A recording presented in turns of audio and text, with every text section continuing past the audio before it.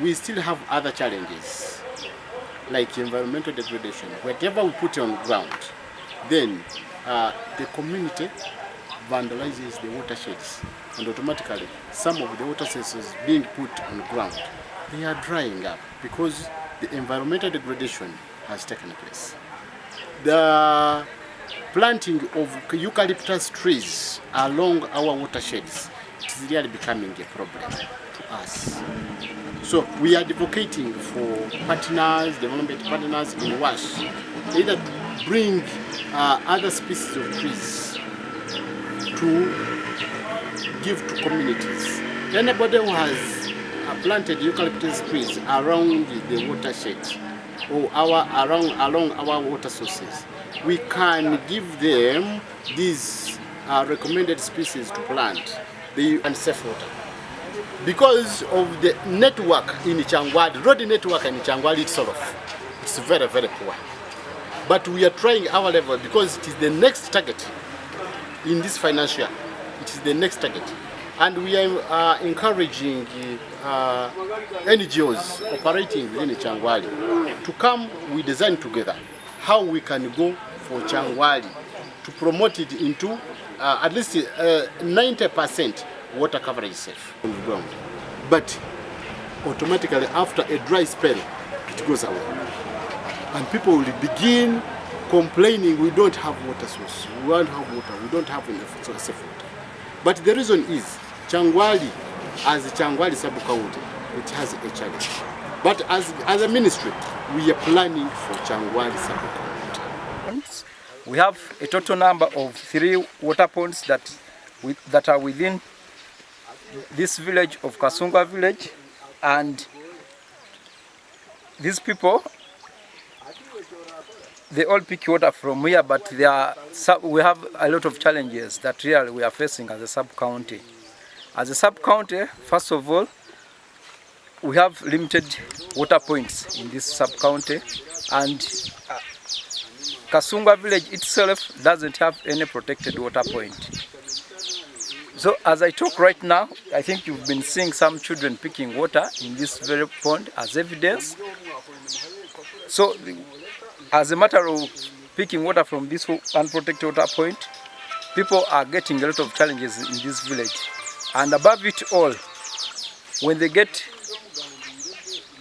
diseases in this village, the health center itself is very far. Around 7 kilometers away from here, that's when you can access the best health center. That is Kyangwali Health Center 4. And besides that, these people are suffering from diseases, wash-related diseases, especially diarrheal diseases. There is typhoid and some other related diseases. Turi kunywa amazi mabi gari kutugwariza abana dysentery hamwe na typhoid. Ati turashaba ubuyambike mu government ya NRM mubase kutuyamba mutuhereza amazi marungi. In Kikuube, we also, from interacting with the community yesterday in Kyangwali, and also that we hear from you, is that I think we need to prioritize on mindset change. Mindset change in a way that issues of open defecation, issues of food preservation are met. We all know that the food insecurity is a threat. We had prolonged dry spells, and if we are not going to be speaking to the people or trying to preserve food, at least for the next season, then I think we'll be threatened. So those are the critical challenges that we are bringing on this table. How do we mobilize the community to be part of water, sanitation, and hygiene? We visited water sources that are clearly unsafe for human consumption. The thing that we need to know and agree is that even if you have dietary diversity, if you're not having access to clean and safe water, you'll still be vulnerable to waterborne diseases. You'll still be spending on health because the water you're taking is unsafe, for your consumption. We also would want to see serious and deliberate mobilization of the community towards the growing and consumption of the nutritious food crops. It is possible to eliminate malnutrition in our community.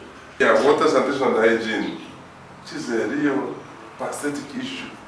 We are still begging for money to teach our people how to wash hands after using the toilet. Mr. Chairman, it's a big problem in Africa here, which we need to fight.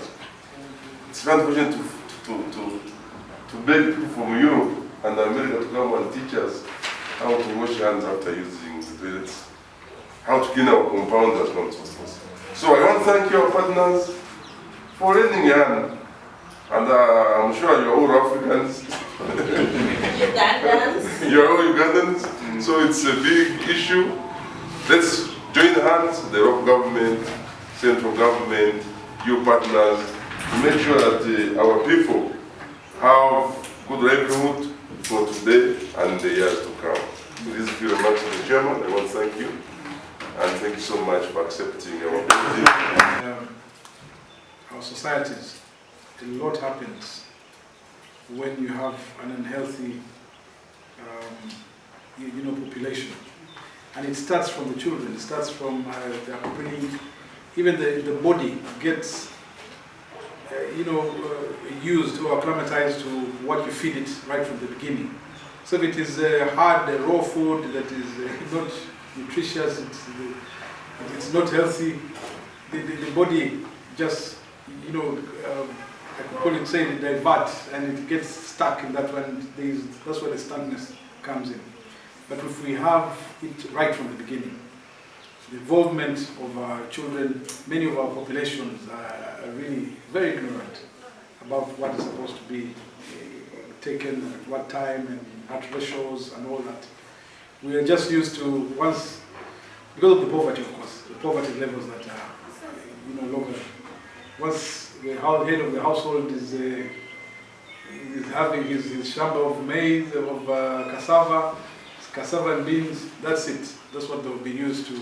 This is our food, and you find the whole household being used to that. But it's totally wrong, and it's not healthy. We worked on. Yeah, and also to avoid accidents.